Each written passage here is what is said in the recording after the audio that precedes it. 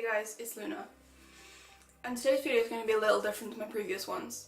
I'm not going to be giving advice, and I'm not going to be attempting to be funny. Instead, I'm going to tell you about a problem I've lived with for years. I suffer with depression and social anxiety. This means that I don't want to socialise with anyone, yet feel a constant judgment from other people for not doing it. I don't feel anything, or I feel only negative emotions. Sometimes I don't even know what I'm sad about because I'll be watching a happy moment on a TV show and I'll be crying. It's not happiness either because I think I know the difference. It makes no sense and I don't know how to express the way I feel, which means that everyone else gets frustrated with me because they don't understand me. And I hate it. They'll ask me why I'm upset or why I'm angry. I don't know what to tell them. So I say nothing's wrong. It's easier to say that than to try and explain the way I'm to try and explain that it feels like I'm having a heart attack or my heart is breaking all the time. And sometimes the pain is so much that I stop feeling. There's a way to protect myself. I mean, that's the closest explanation to it. But the social anxiety is so much worse. It means that even when I know what I'm trying to say and what I want to say, my mouth refuses to make the words form. Like, they will be on the tip of my tongue and I will be unable to say them because, I don't know, my brain is just so haywire all the time.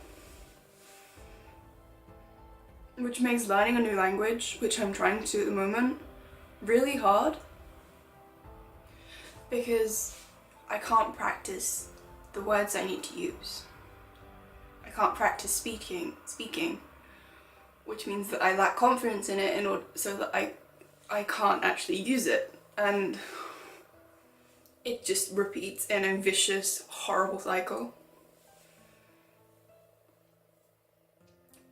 But what's worse than that is that it stops me from enjoying parties and other situations where I'm supposed to enjoy myself. Because people make me nervous. And I don't just mean, oh no, with people, I'm gonna have to socialise in a kind of jokey way that everybody seems to do now. But in a way that I mean that my chest literally hurts. And my hands do this. Although more normal than that. I'm not sure if it's a fear of the judgment that I'm certain they're passing on me, or some deeply ingrained fear that they're gonna hurt me, but I can't be around people in large quantities. So if I'm forced to go to a party, I have to be on a sugar high, wherein I literally consume very high quantities of refined sugar in order to get out of my head. It's like someone drinking several cans of beer or something before going to a party. It's a coping method that only works temporarily, because the moment that the sugar high starts to come down, I go into a downward spiral of hell. Because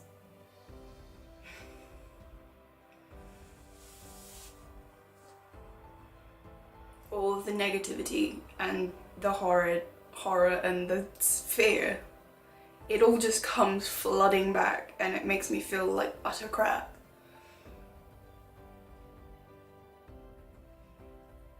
And the problem with doing the sugar high is that when I am high, I am the most obnoxious and bitchy person you'll ever meet. So I can't really do that in fairness to everybody else. Yeah. And if there's a school meeting or any other thing where there's lots of people, like going to the mall, I can't go because it makes my chest hurt just thinking about it. And